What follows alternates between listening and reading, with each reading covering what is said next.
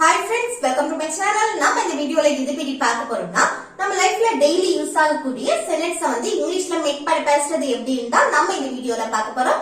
Okay friends, நம்ம சேனலை first time பாக்குறீங்கன்னா சப்ஸ்கிரைப் பண்ணி பக்கத்துல ஒரு பெல் ஐகான் இருக்கும் அதையும் கிளிக் செய்து ஆல் ஆப்ஷனை எனேபிள் பண்ணுங்க. அப்பதான் நம்ம சேனல்ல போடக்கூடிய வீடியோஸ் எல்லாமே உங்களுக்கு நோட்டிபிகேஷன் வரும். ஓகே, இந்த வீடியோக்கு போகலாமா? ஓகே, ஃபர்ஸ்ட் ஒன் பாருங்க. சட்டையில் பட்டன் போடு. நம்ம சொல்லுவோம்ல சட்டையில வந்து பட்டன் போடு அப்படின்னு. இது எப்படி சொல்லலாம்?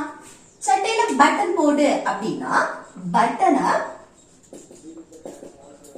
button up your shirt.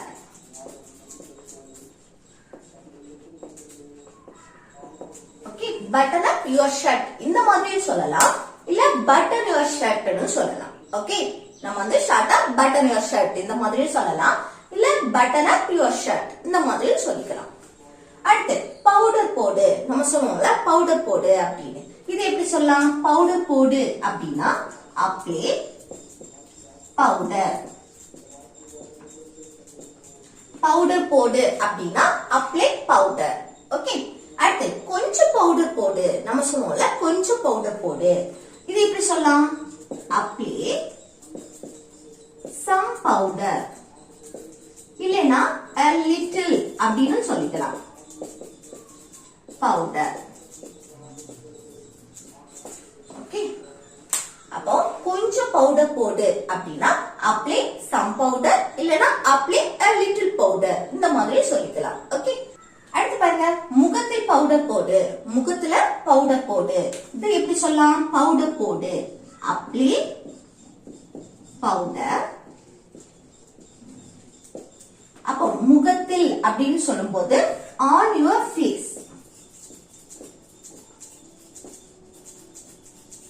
on your face. அப்போ முகத்துல பவுடர் போடு அப்படின்னா apply powder on your face. ல வந்து on வந்து என்னன்னா இப்போ முகத்துக்கு மேல தான நம்ம பவுடர் போடுறோம். So apply powder on your face. Okay, அந்த இடத்துல முகத்துக்கு மேல அப்படின்னு சொல்றது. Okay, on your face. அடுத்து நிறைய பவுடர் போடாத. இது எப்படி சொல்லலாம்? நிறைய பவுடர் போடாத. don't நெகட்டிவ் சென்டென்ஸ் தானே. அப்போ don't apply too much powder. too much powder. okay, don't apply too much powder அப்படின்னா நிறைய பவுடர் போடாத.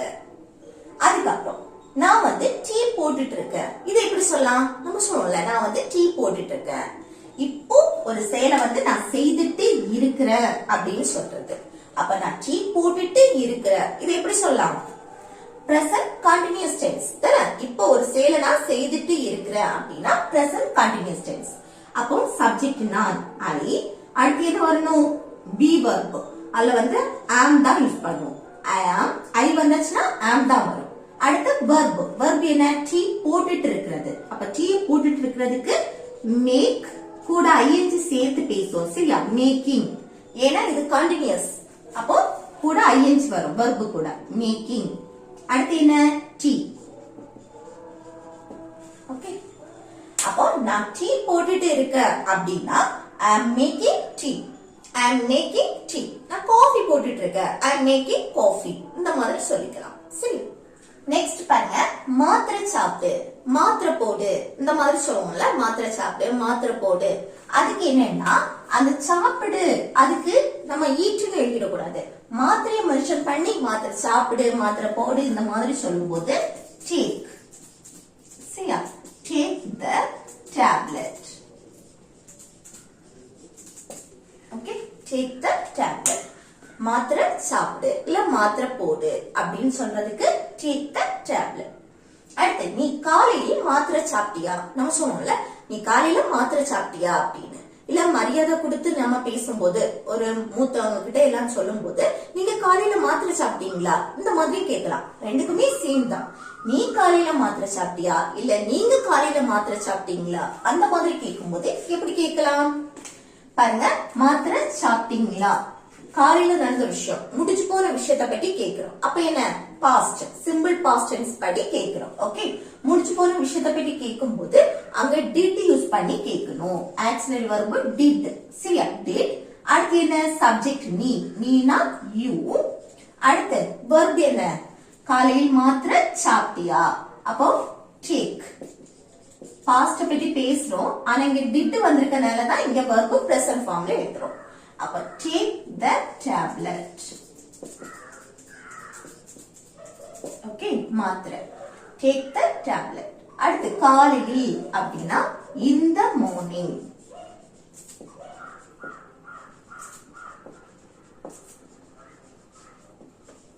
Okay, morning. மார்னிங்க்கு முன்னாடி இந்த யூஸ் பண்ணணும். இந்த மார்னிங், இந்த ஆஃப்டர்நூன், இந்த ஈவினிங், நைட்டுக்கு அட் நைட், இந்த மாதிரி சொல்லணும். சரியா, அப்ப நீ காலையில் மாத்திரை சாப்பிட்டியா அப்படின்னா did you take the tablet in the morning? Did you take the tablet in the morning? Okay, அடுத்து நான் மாத்திரை சாப்பிட்டேன். நம்ம சொல்லுவோம்ல நான் மாத்திரை சாப்பிட்டேன் அப்படின்னு. இது எப்படி சொல்றது? இது மாத்திரை சாப்பிட்டேன் முடிஞ்சு போன விஷயத்தை பத்தி தான் பேசும் தானே. இப்ப எப்படி சொல்றது? இது வந்து क्वेश्चन கேட்கும் போது தான் இங்க did யூஸ் பண்ணி பேசுவோம். சாதா ஸ்டேட்மென்ட்க்கு நம்ம ஃபர்ஸ்ட் சப்ஜெக்ட் நான், ஐ, அங்க நம்ம டிட் எதுவுமே யூஸ் பண்ண மாட்டோம். ஆனா நெகட்டிவ்க்கு நம்ம யூஸ் பண்ணுவோம். ஓகே, நான் மாத்திரை சாப்பிடவில்லை அப்படின்னா I didn't take the tablet, இந்த மாதிரி நம்ம சொல்லுவோம். சரியா, அப்ப இங்க என்னது பாசிட்டிவ் சென்டென்ஸ், நான் மாத்திரை சாப்பிட்டேன். அப்போ ஐ, அடுத்து என்னது மாத்திரை சாப்பிட்டேன் முடிச்சு போன விஷயத்தை பற்றி பேசுறோம். அப்போ took, take past took. Okay, took. அடுத்து என்ன வரணும்? the tablet. நான் மாத்திரை சாப்பிட்டேன் அப்படின்னா I took the tablet. Take ஓட பாஸ்ட் என்னது? took. அப்போ I took the tablet. Okay, அடுத்து உப்பு போடு. நம்ம சொல்லுவோம்ல உப்பு போடு, உப்பு கொஞ்சம் கம்மியா இருக்கு, உப்பு போடு அப்படின்னு. இது எப்படி சொல்லலாம்? உப்பு போடு அப்படின்னா add salt. உப்புக்கு என்னது? salt. அப்போ add salt. இன்னும் உப்பு போடு, இன்னும் உப்பு போடு, அப்போ add more salt. Add more salt. Okay, இன்னும் உப்பு போடு. அடுத்து நான் உப்பு போட்டேன். நம்ம சொல்லுவோம்ல நான் உப்பு போட்டாச்சு, நீ உப்பு போட்டியா? நான் உப்பு போட்டாச்சு அப்படி. இது எப்படி சொல்லலாம்? நான் உப்பு போட்டேன் அப்படின்னு. பாஸ்ட் முடிஞ்சு போன விஷயத்தை பற்றி பேசுறோம். அப்ப என்ன சப்ஜெக்ட் நான், ஐ. அடுத்து என்ன உப்பு போட்ட, verb என்ன ஆட் பண்றது. அப்போ added, ed கூட சேர்க்கணும். I added. ஓகே, அடுத்து உப்பு, உப்புனா salt. I added salt. I added salt அப்படின்னா நான் உப்பு போட்டேன். ஓகே, அடுத்து நெக்ஸ்ட் பாருங்க, நான் உப்பு போடல. நம்ம சொல்லுவோம்ல நான் உப்பு போடல அப்படின்னு. இது எப்படி சொல்லலாம்? நீ உப்பு போட்டியான்னு கேட்டா நான் உப்பு போடல. இது எப்படி சொல்றது? நெகட்டிவ் சென்டென்ஸ் தான், நான் உப்பு போடல. அதுவும் என்னது? பாஸ்ட் முடிச்சு போன விஷயத்தை பத்தி சொல்றோம். அப்ப எப்படி? ஃபர்ஸ்ட் சப்ஜெக்ட் நான், ஐ. அடுத்து என்ன வரணும்? didn't, நெகட்டிவ் சென்டென்ஸ், இன்னொன்னு பாஸ்ட் தானே. அப்போ didn't. அடுத்து verb என்ன? உப்பு போடல. அப்போ போடுறதுக்கு ஆட் பண்ணல, add. Okay, I didn't add. அடுத்து என்னது? என்ன போடல? உப்பு. அப்போ salt. I didn't add salt அப்படின்னா நான் உப்பு போடல. I didn't add salt. Okay, I didn't add salt. அடுத்து நான் உப்பு போட மறந்துட்டேன். நம்ம சொல்லுவோம்ல நான் உப்பு போடுறதுக்கு மறந்துட்டேன். இது எப்படி சொல்லலாம்? உப்பு போட மறந்துட்டேன் அப்படின்னு சொல்றதுக்கு பாருங்க, மறந்துட்டேன் பாஸ்ட பத்தி பேசுறோம் தானே. அப்ப என்ன? இங்க ஃபர்ஸ்ட் சப்ஜெக்ட் நான், ஐ. இது வந்து பாஸ்ட பத்தி பேசுறோம், இன்னொன்னு பாசிட்டிவ் சென்டென்ஸ். அப்ப பாசிட்டிவ்னா ஃபர்ஸ்ட் சப்ஜெக்ட், அடுத்து verb இருக்கும். உப்பு போடுறது என்னது? ஒரு verb, மறந்துட்டு இன்னொரு verb. அப்ப லாஸ்ட் ஒன் வந்து நம்ம ஃபர்ஸ்ட் எடுப்போம். சரியா, மெயின் verb-ஆ எடுப்போம். மறந்துட்டேன், மறக்கிறதுக்கு forget, அதோட past forgot. forgot, I forgot, நான் மறந்துட்டேன். எது? உப்பு போடுறதுக்கு. அப்போ இன்னொரு verb எழுதும்போது அதை இன்ஃபினிட்டிவ் ஃபார்ம்ல எழுதலாம். to போட்டு போட, உப்பு போடுறதுக்கு ஆட் பண்றது.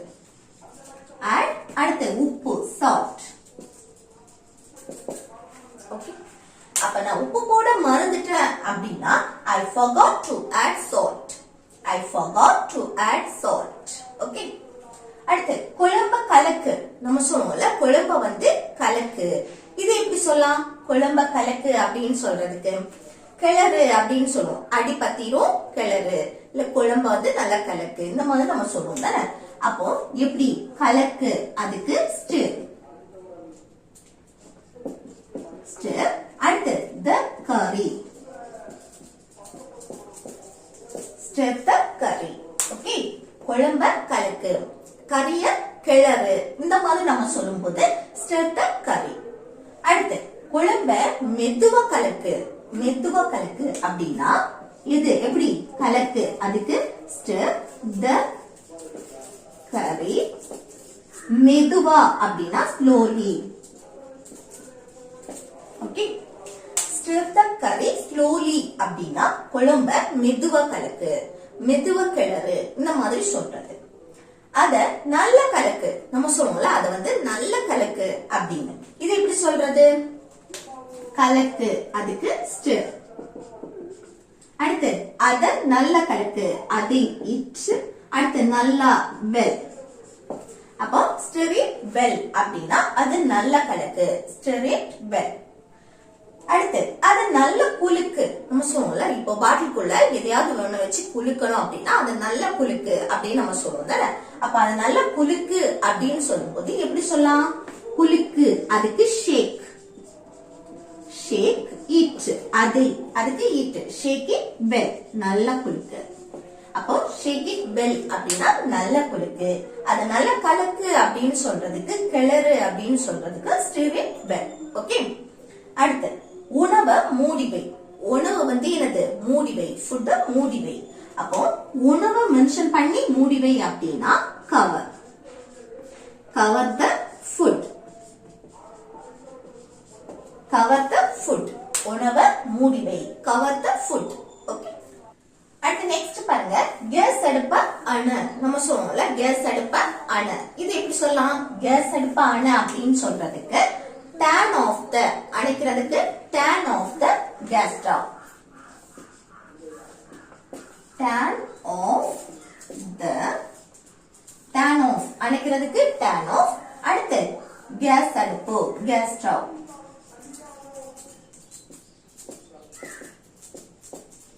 ஓகே. அப்போ கேஸ் அடுப்ப அண அப்படின்னா turn off the gas stove. Turn off the gas stove. Okay. அடுத்து கேஸ் அடுப்ப அணைக்க மறக்காத. நம்ம சொல்லுவோம்ல கேஸ் அடுப்ப அணைக்க மறந்துடாத. இது எப்படி சொல்லலாம்? பாருங்க, கேஸ் அடுப்ப அணைக்க மறக்காதே, ஒரு செயலை செய்ய மறக்காத அப்படின்னு சொல்றது. அப்போ இது வந்து நெகட்டிவ் தானே. அப்ப எப்படி சொல்றது? don't. Don't forget. Okay. Don't forget. மறக்காத. என்ன மறக்காத? கேஸ் அடுப்ப அணைக்கிறதுக்கு.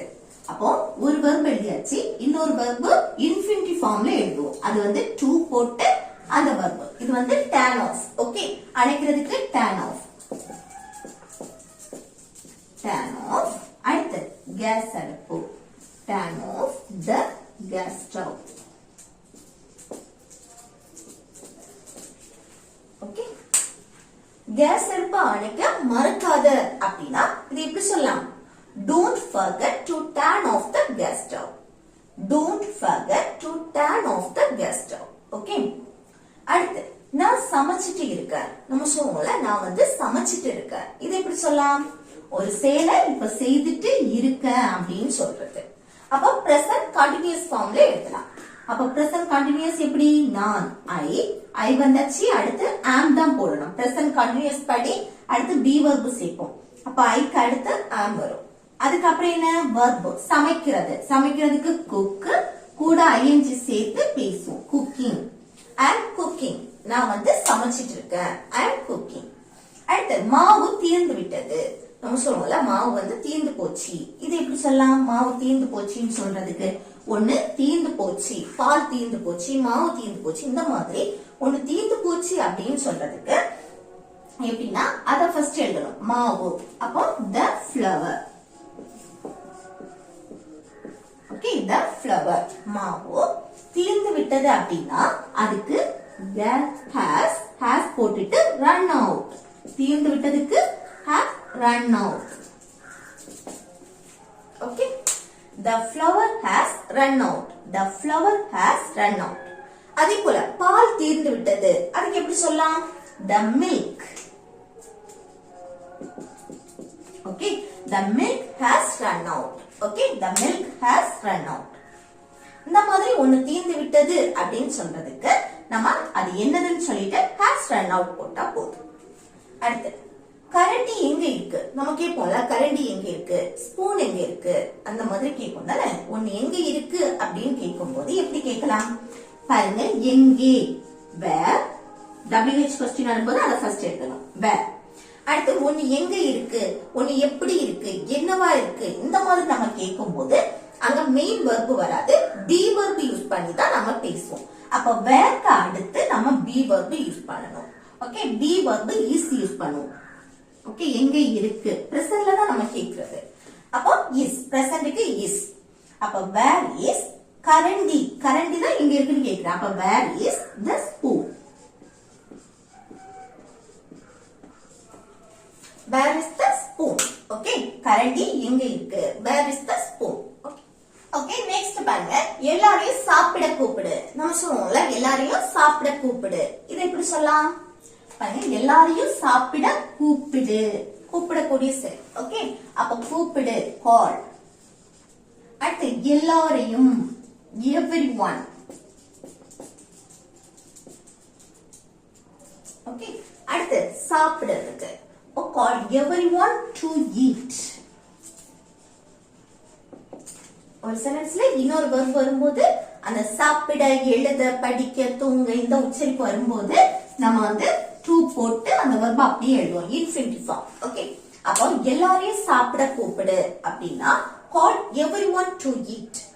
Call everyone to eat. Okay, அடுத்து பாலை சூடாக்கு.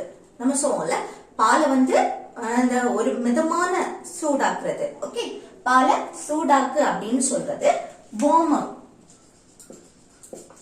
Warm up. Warm up. அடுத்து the milk. பாலை வந்து சூடாக்கு அப்படின்னு சொல்றதுக்கு warm up the milk. Warm up the milk. அடுத்து சிந்தாத. நம்ம சொல்லுவோம்ல, சிந்தாம சாப்பிட்டு, சிந்தாத. அதுக்கு don't spill. சிந்துறதுக்கு spill. அப்போ don't. Don't spill. சிந்தாத.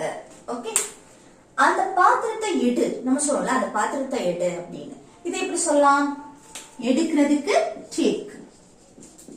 Take அந்த பாத்திரம். அப்போ that vessel. பாத்திரம் அதுக்கு vessel. சரி, that vessel.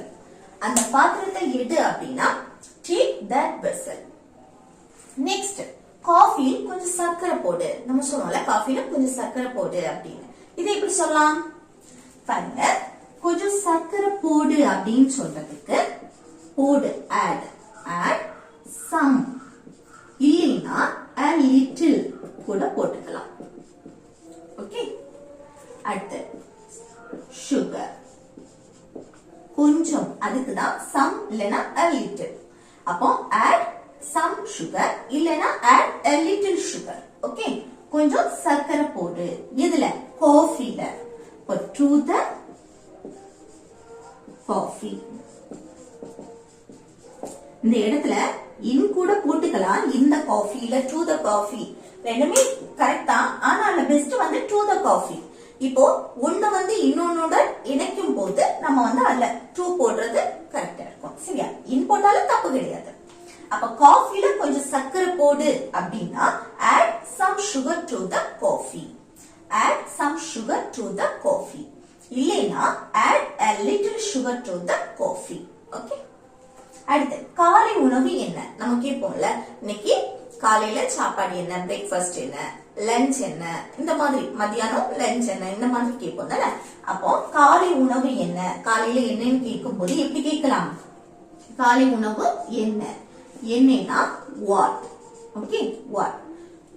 என்ன, அது எங்க இருக்கு, இந்த மாதிரி நம்ம கேட்கும் போது அது எப்படி இருக்கு, இந்த மாதிரி எல்லாம் கேட்கும் போது அங்க be verb யூஸ் பண்ணும் தானே. அப்போ what அதுக்கு அடுத்து is யூஸ் பண்ணுவோம். வாட் இஸ் இதுக்கு பதில் நம்ம வாட்ஸ் இந்த மாதிரி சொல்லலாம். ஓகே, ஷார்ட்டா வாட்ஸ். வாட்ஸ். அடுத்து பிரேக்ஃபாஸ்ட் என்ன, காலை உணவு என்ன, இந்த மாதிரி கேட்கும்போது ஃபார் போட்டுட்டு பிரேக்ஃபாஸ்ட். ஓகே, ஃபார் போட்டு பிரேக்ஃபாஸ்ட். அதே இது மதிய உணவு என்ன, மதியான சாப்பாட்டுக்கு என்னன்னு கேட்கும்போது லஞ்ச். ஓகே, அப்போ காலை உணவு என்ன அப்படின்னு கேட்கும்போது எப்படி கேட்கலாம்? வாட்ஸ் ஃபார் பிரேக்ஃபாஸ்ட், இல்லனா வாட் இஸ் ஃபார் பிரேக்ஃபாஸ்ட், எப்படி வேணாலும் கேட்கலாம். ஓகே, இது மதிய உணவு என்ன அப்படின்னு கேட்கும்போது, லஞ்ச் என்ன அப்படின்னு கேட்கும்போது what's for lunch. Okay, what's for lunch. அடுத்து நெக்ஸ்ட் பாருங்க, இந்த ரெண்டுமே ஹோம்வொர்க். சரியா? என்ன தீர்ந்து விட்டது நம்ம சொல்லுவோம்ல, என்ன வந்து தீர்ந்து போச்சு. இதை எப்படி சொல்லலாம்? என்ன தீர்ந்து போச்சு, இது எப்படி சொல்லலாம்னு கமெண்ட் பாக்ஸ்ல கமெண்ட் பண்ணுங்க. அடுத்து பாருங்க, என்ன எங்க இருக்கு நம்ம கேட்போம்ல, என்ன வந்து எங்க இருக்கு அப்படின்னு. ஆயில். ஓகே, ஆயில் எங்க இருக்கு அப்படின்னு கேட்கறது எப்படி கேட்கலாம், இதை எப்படி கேட்கலாம்னு கமெண்ட் பாக்ஸ்ல கமெண்ட் பண்ணுங்க. ஓகே ஃப்ரெண்ட்ஸ், இந்த வீடியோ உங்களுக்கு யூஸ்ஃபுல்லா இருக்கும்னு நினைக்கிறேன். யூஸ்ஃபுல்லா இருந்துச்சுன்னா இந்த வீடியோக்கு லைக் பண்ணுங்க, உங்க ஃப்ரெண்ட்ஸ்க்கு ஷேர் பண்ணுங்க. Okay, thank you.